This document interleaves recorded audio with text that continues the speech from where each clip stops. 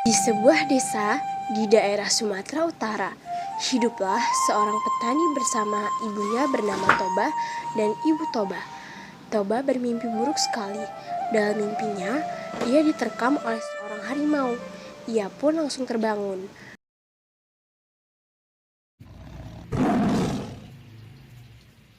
Ketika Toba sedang memikirkan apa arti dari mimpi itu, tiba-tiba ibunya batuk dan sesak nafas. Toba pergi ke kamar ibunya.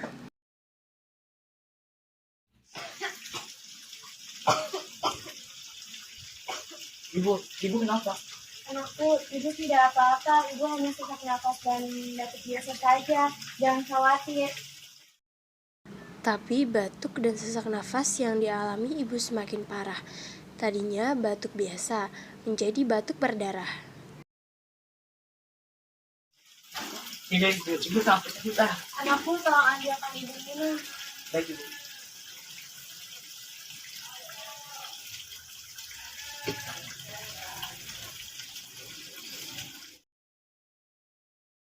Bu, ibu tidak bisa tahan lagi. Mungkin keadaan ibu sudah dekat. Tidak ibu, jangan tinggalkan tempat sendiri di sini. Kalau aku bisa hidup bersama ibu, akan aku coba hidupnya dengan damai. Ibu, jangan tinggalkan tempat sendiri di sini ibu. Ibu.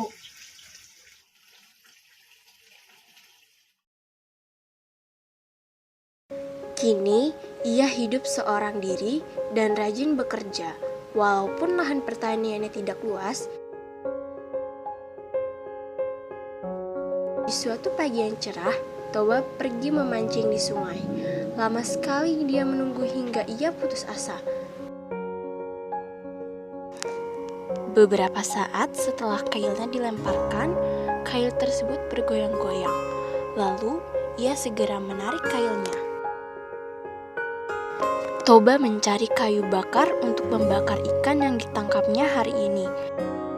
Ketika ia sedang mencari kayu bakar, tiba-tiba ikan yang ditangkap oleh Toba berubah menjadi seorang gadis yang cantik jelita. Toba pun datang dan membawa kayu bakar. Toba terkejut ketika melihat ikan di ember tidak ada. Hah? Di mana ikan yang cantik nan rupawan itu? Apakah ia dimakan kucing? Padahal aku ingin sekali memakannya. Jangan takut, Pak. Aku juga manusia, sama seperti engkau. Aku sangat berutang budi padamu karena kau telah menyelamatkanku dari kutukan sang dewata. Alangkah cantiknya gadis ini. Seandainya saja dia mau menjadi istriku. Aku mau jadi istrimu. Benarkah? Tentu saja. Rupanya gadis itu bisa membaca keinginan hati Toba. Namaku Toba. Mari kita lekas pulang. Aku sudah tidak sabar ingin memberitahukan bahwa kau akan menjadi istriku. Tapi Toba, aku punya satu syarat. Apa syaratnya? Jika kita menikah nanti, jangan pernah mengungkit asal mulaku sebagai seekor ikan. Karena jika masyarakat tahu akan hal tersebut, akan terjadi bencana besar yang melanda desa ini. Baiklah, percayakan semua ini padaku. Mari kita pulang. Saat mereka memasuki kampung halaman Toba, ada dua orang wanita yang tidak suka akan kehadiran gadis cantik itu.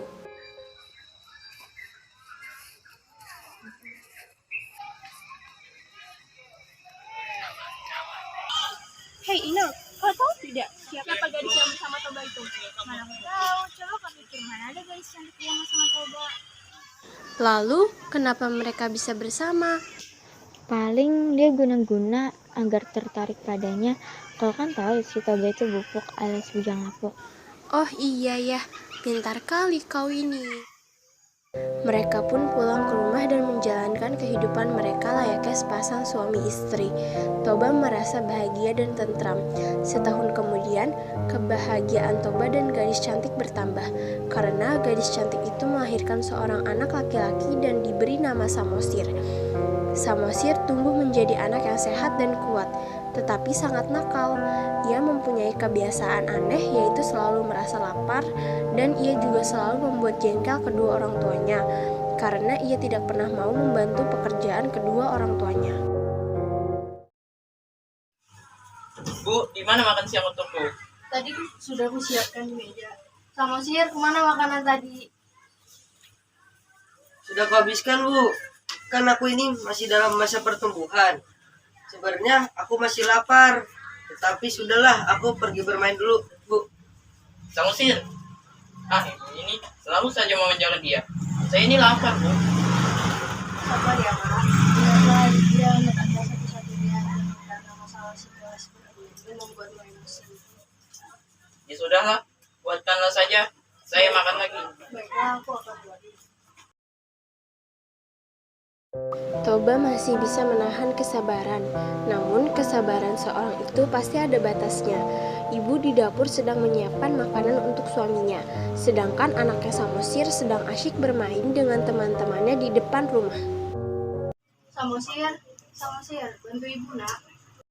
Samosir, apakah kau tidak mendengar teriakan ibumu? Ya, Samosir, ibumu telah memanggil. Sabar sekali. Aku sedang bermain, ibu nggak memanggilku. Sudahlah, sebaiknya kau bantu ibumu sana. Itu saja dia berkata kalau tidak pati dengan ibumu. Ya, sudahlah, aku pergi dulu, nanti menagih. Baiklah, Samosir. Samosir, bantu ibu nak. Dari mana saja kau lihat ibu panggil panggil tapi kau tidak dengar. Aku tadi lagi dari luar rumah, Bu. Sudah, cepat angkat untuk air minum bersama. Tadi jalan. Ibu saja yang mengantarkan. Sudah, cepat antarkan di bapakmu. Ibu ini, sini bekalnya. Dari awal, Samosir memang sudah tidak berniat mengantarkan makanan tersebut. Sesampainya di pertengahan jalan,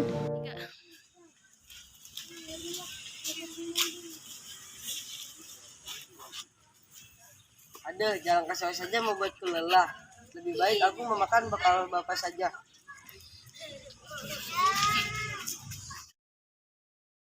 tanpa sadar bekal tadi telah habis dimakan oleh Samosir.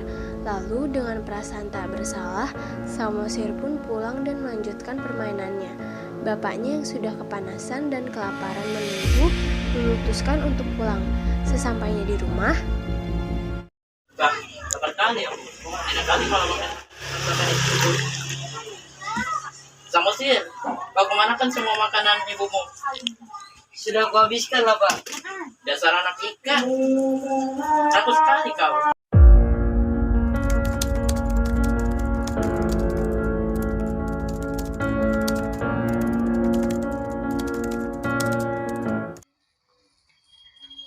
"Mengapa kau menangis, anakku?" Ibu, benarkah aku ini adalah anak dari seekor ikan? "Siapa yang berkata itu kepadamu?" Bapak yang berkata itu padaku, Bu. Iya Samosir, bapakmu itu benar. Kau adalah anak ikan. Ibumu ini adalah seekor ikan sebelum menikah dengan bapak. Segeralah pergi mendaki bukit yang terletak tidak begitu jauh dari rumah kita. Dan kau harus memanjat pohon kayu tertinggi yang terdapat di atas bukit itu. Baik, Bu. Tiba-tiba ada suara yang muncul dari langit. Suamimu sudah melanggar janjinya. Sekarang kamu tidak bisa hidup di dunia ini. Kau harus meninggalkan bumi ini. Kau harus kembali ke tempat asalmu, yaitu sungai. Kembali menjadi ikan. Kau tidak berhak lagi tinggal di sini. Cepatlah, kau pergi ke sungai. Setelah mendengar suara gaib, seketika itu juga Samosir lenyap tanpa jejak dan bekas. Tiba-tiba, langit menjadi gelap dan turun hujan yang sangat deras disertai petir.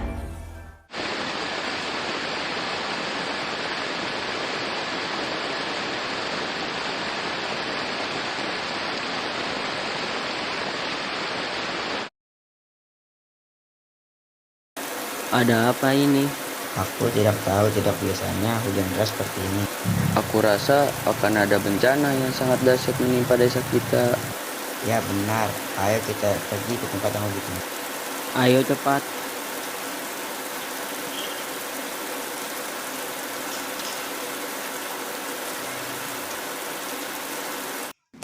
Tapi semuanya telah sia-sia. Mereka sudah terlambat. Sungai di desa mereka akan meluap dikarenakan hujan deras ini. Tak lama lagi, air sungai di desa mereka akan mengenangi desa mereka. Setibanya istri Toba di tepi sungai, mendadak langit menggelap ketika menyambar disertai bunyi gemuruh yang menggelegar. Ia kemudian melompat ke dalam sungai dan berubah menjadi seekor ikan besar lagi. Toba tak bisa menyelamatkan dirinya. Ia mati tenggelam oleh genangan air. Lama-kelamaan genangan air itu semakin luas dan berubah menjadi danau yang sangat besar. Di kemudian hari, orang-orang menyebutnya Danau Toba dan pulau kecil yang berada di tengah-tengahnya dinamai Pulau Samosir.